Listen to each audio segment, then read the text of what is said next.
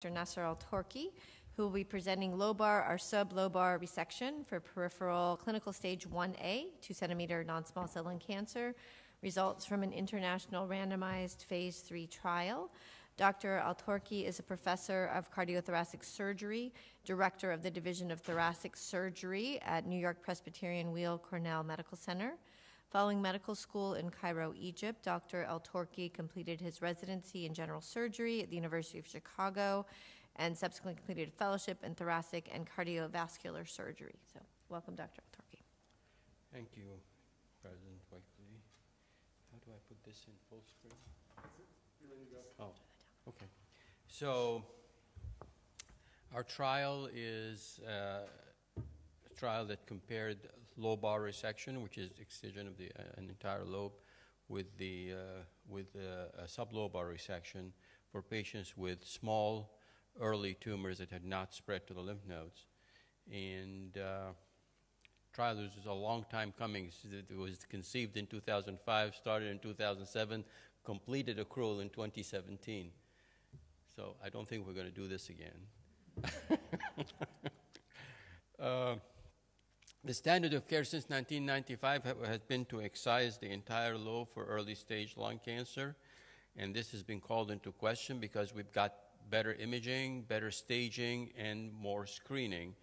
There's a randomized trial from Japan that had shown that doing a segmentectomy, which is one type of sublobar resection, is equivalent to lobectomy in Japan, and that was a much larger trial. This is the North American, Canadian, USA, and one center in Australia trial. And the design is shown here. So patients get diagnosed with small 2-centimeter or less peripheral near the edge of the lung cancer, seemingly without spread to the lymph nodes. They go to the operating room. The nodes get biopsied. If the nodes are truly negative, then they get randomized to either have the standard of care, which is removal of the entire lobe where the cancer is, or a sublobar, which is either a wedge, which is simply taking the tumor with a margin of lung around it, or a segment, which is a little more than that. And then they get followed for the primary endpoint, which is disease-free survival, and some secondary endpoints, which are recurrence rate, overall survival, and pulmonary function testing. Importantly, and presciently, we stratified the trial according to tumor size, according to smoking history, and to the type of cell type, histology. So we ended up randomizing 697 patients. 357 had a lobectomy, 340 had a sublobar resection. The two arms were fairly well balanced in age groups, gender, performance status, and for the stratification factor. And this is the money slide, which is the disease-free survival, which is the primary endpoint. And you can see that the survival curves are superimposable. It's a non-inferiority design, and the hazard ratio here was 1.01. At 5 years, the survival was 63%, 63.6% for sublobar resection, and 64% for lobar resection.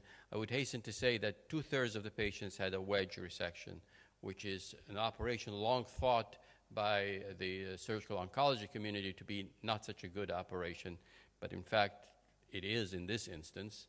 Then we looked at this subgroup analysis, looking at the various impact on disease-free survival of the various clinical factors such as age, sex, histology, location, is it what lobe it's in, and there was no difference. And importantly, when you look at the stratification based on tumor size, there was also no difference. All the confidence intervals crossed unity. This shows the recurrence rate in red between the two arms of the trial, recurrence or death from lung cancer, again, superimposable, and death from competing causes of death other than cancer, non-cancer related death in green.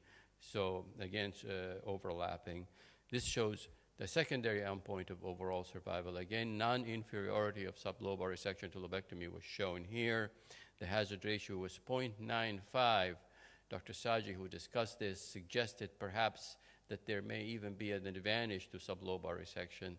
We could not show that in our trial, They certainly showed it in the Japanese trial, so that is something to keep in mind. The 5-year survival was 80% in the sublobar resection arm and 78%. And this is pretty much the overall survival that's reported for this cohort prior to this trial. So I think we're on the money there. This shows the recurrence rates. And the thing that is surprising here is that 30% of these supposedly early stage patients had a recurrence event. More than half of those recurrences were systemic. So if you look, there was 103 overall recurrences in the lobectomy group, and more than half of those were distant recurrences, and the same is true of the sublobar resection group. So that's one issue. The other issue is that even though the number of the people who had local regional recurrences in the area of the operation was slightly higher after sublobar resection, which is not surprising, this was not clinically significant. It was not statistically significant, and obviously was not clinically meaningful since it did not impact the survival curves.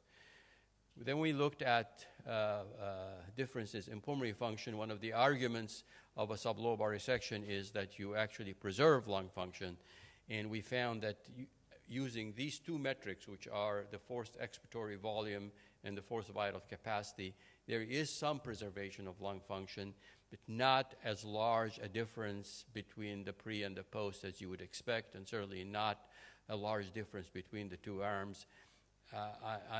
I'm personally skeptical that we are looking at the right metric here. There are other metrics to consider that we've discussed before, like the functional metrics, like the 6-minute walk test, like pulmonary exercise testing. Perhaps we missed the boat on that one, but at least in this one here, there's no difference. So if you combine the results of this trial with the results of the Japanese trial, I think we have pretty strong evidence that in this cohort of highly selected patients, and it's important to point that out over and over, which is that these are patients who met strict eligibility criteria before surgery and during surgery. In that cohort, it's pretty safe and, in fact, advisable, in fact, the new standard of care to do a sublobar resection.